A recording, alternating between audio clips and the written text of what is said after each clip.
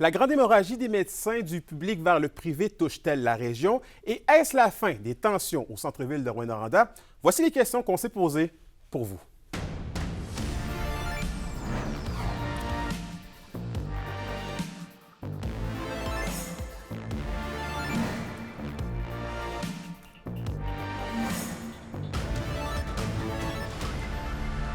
Ici Anthony Dallaire et voici vos informations. Le rythme effréné dans le système de santé publique aura eu raison d'une médecin de première ligne à Val-d'Or. La docteure Lindsay Saint-Amand migrera ainsi vers la pratique privée dans les prochains mois et Félix Blacquière est allé à sa rencontre. Si on veut offrir des bons soins, il faut nous-mêmes être en santé. Seulement depuis 4 ans, on voit une hausse de 70 de médecins omnipraticiens qui quittent le système de santé publique pour le privé à l'échelle provinciale, selon la RAMQ. La docteure Lindsay Saint-Amand va bientôt faire partie de la statistique, puisqu'elle aussi, elle en a assez de pratiquer dans le réseau public. Le rendement, la vitesse, la productivité, on a des taux d'assiduité à respecter, sinon on a des menaces de coupure de soit de professionnels en GMF ou même des coupures de financement en GMF ou même sur notre propre salaire.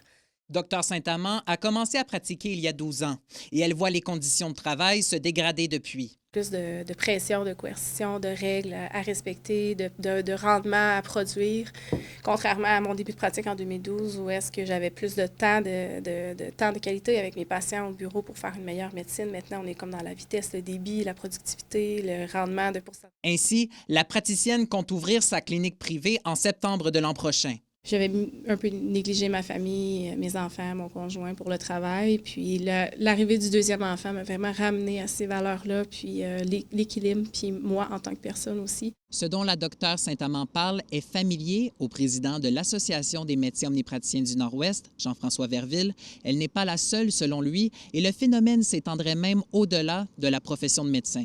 On le voit particulièrement en région, les cliniques de santé privée, ce n'est pas des cliniques médicales, c'est des cliniques d'infirmières. Les cliniques SINO, c'est des infirmières, ce n'est pas des médecins qui travaillent là. Puis c'est des infirmières qui ont été un peu désabusées du système aussi, puis qui ont décidé de quitter pour une médecine au privé. Le ministre de la Santé, Christian Dubé, a dévoilé lundi vouloir instaurer un projet de loi dans les prochains mois pour encadrer la pratique privée et renforcer le public. Reste à voir d'ici là si l'exode des praticiens vers la médecine privée va s'accentuer. Félix Blacquière, RNC Nouvelles, Val-d'Or.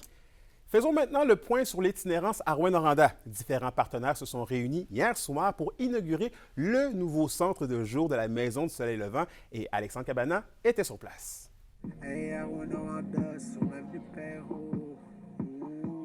Rouyn-Noranda attendait son centre de jour pour les personnes en situation d'itinérance depuis longtemps. Aujourd'hui, ils ont désormais un endroit où se rassembler. Une carte de plus dans la manche de l'organisme de la Maison du Soleil Levant, selon sa directrice générale, Marie-Ève Giroux. Le cœur de centre-ville, il reste là 7 jours sur 7, de 21h le soir à 9h le matin. Puis ici, 7 jours sur 7 encore, de 9h le matin à 21h le soir. Fait qu'aucun trou de service. D'ouvrir un lieu comme ça ici, tu sais, oui, c'est pour les gens qui vont fréquenter nos services à la Maison du Soleil Levant, mais on espère aussi rejoindre des gens qui ne fréquentent pas nos services de nuit, puis ou des gens à risque de devenir en situation d'itinérance. Plusieurs services y sont offerts, notamment une laveuse-sécheuse, un ordinateur, des collations, des jeux de société, mais également certains services de santé. On veut offrir ce service à ces gens qui n'ont peut-être pas toujours la chance d'y avoir accès. Pour prendre en charge complètement en fait, la personne, autant au niveau de la santé physique, de la santé mentale, de l'accès au logement. Donc, c'est vraiment ça qui est intéressant. Reste que l'arrivée de ce genre d'établissement au centre-ville de Rouyn-Noranda continue d'en inquiéter certains. Quand j'ai su ça, j'étais pas contente. J'étais vraiment pas contente parce que juste le fait, ça apéro plus loin. Moi, quand je vais prendre la marche, je me fais insulter. Un centre de jour, un drop-in, permet d'améliorer la cohabitation citoyenne itinérante. Donc, ça permet de retirer des gens de l'espace citoyen, de leur mettre un lieu de sécurité où ils vont se sentir en sécurité, mais qui vont sécuriser aussi les citoyens. C'est à ça que ça sert. Mais est-ce que ça change, ça réduit l'itinérance? Pas pantoute. Après avoir accueilli plus de 120 personnes différentes en 2024, la Maison du Soleil Levant de Rouyn-Noranda garde les yeux vers l'avenir, car selon les intervenants, le pire reste à venir. Alexandre Cabana, RNC Nouvelles, à Rouyn-Noranda. Revenons en santé maintenant, puisqu'un duo de choc s'est créé pour épauler les futurs résidents du Centre régional de radio-oncologie. La Fondation Santé de Rwanda ainsi que la Fondation québécoise du cancer veulent assurer et bonifier l'offre de services à même le centre. Voici donc les détails. Concrètement, qu'est-ce que ce nouveau partenariat veut dire pour les futurs résidents? Ce partenariat veut dire beaucoup de choses. En fait, il nous assure, et je vous corrige, c'est la Fondation québécoise du cancer avec qui on s'associe parce que c'est eux qui ont actuellement déjà 6 maisons à leur actif. C'est la 7e avec nous. Donc, on vient assurer une qualité et une expertise dans le domaine vraiment pour l'offre de services en cancérologie et en hébergement. On est fiers de ce partenariat-là? Vraiment. On est très fiers parce que ça assure une qualité de service. C'est ce qu'on veut. On a promis la plus belle maison du Québec à nos gens pour qu'ils soient bien accompagnés, qu'ils aient le soutien dont ils ont besoin pendant leur maladie, en fait, dans la trajectoire de maladie. Donc, on vient leur assurer avec ce partenariat-là une qualité de service, une continuité aussi de service. On vient comme vraiment solidifier le projet et en garantir la suite. Je vais me jouer un peu l'avocat du diable, mais est-ce que c'est quelque chose qui est réaliste d'offrir autant de services dans le sens que ça prend du monde, ça prend des professionnels en soins? Certainement. C'est la beauté de notre projet. La maison d'hébergement, on réinvente rien. On réunit sous un même toit toute une expertise qui existe déjà sur le territoire. Donc, on va travailler avec les organismes du milieu qui ont déjà ces services-là offerts à leur clientèle. Donc, on les réunit au même endroit pour offrir une qualité de service dans un même lieu pour que les gens n'aient pas à se déplacer à plein d'endroits pour obtenir les services dont ils ont besoin. C'est ça la force du projet. Donc, oui, il y aura création d'emplois, il y aura quelques emplois de créer nécessairement, puis la Fondation québécoise va nous aider dans cette recherche-là de candidats parfaits, mais somme toute, ce sont plein d'organismes ensemble qui vont venir offrir leurs services sur place. C'est vraiment ça.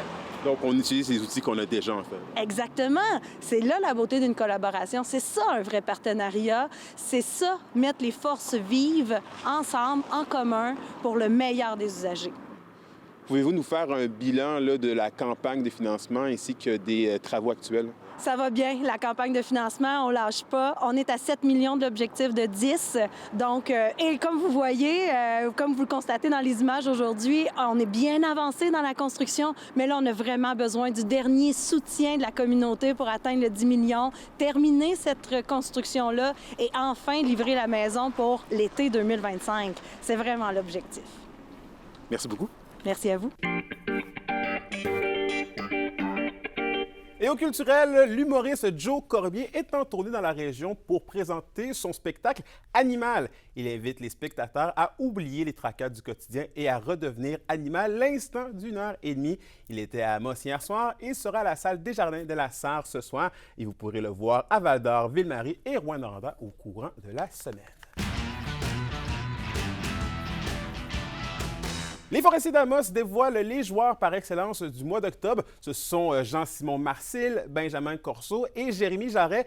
Avec ses performances devant le filet, Jean-Simon a permis à son équipe de récolter 7 points sur une possibilité de 8. Pour Benjamin Corso, il s'est démarqué par son engagement dans sa réussite scolaire. Et pour le capitaine Jérémy Jarret, son équipe le définit comme l'élément central de l'offensive.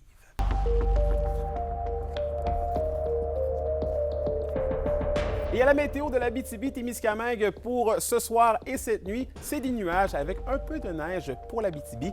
Les minimums oscilleront entre moins 1 et 0 degrés Celsius. Pour la journée de demain, c'est des nuages avec du soleil par endroits. On parle de maximum entre 6 et 7 degrés Celsius. Et finalement, en aperçu pour la journée de vendredi, c'est nuageux avec de la neige par endroits, maximum de 3 pour l'Abitibi et de 5 pour le Témiscamingue. Et voilà, c'était vos informations régionales. Merci encore une fois d'avoir été des nôtres. Nous, on se dit bien évidemment à demain pour la suite des choses. D'ici là, prenez soin de vous.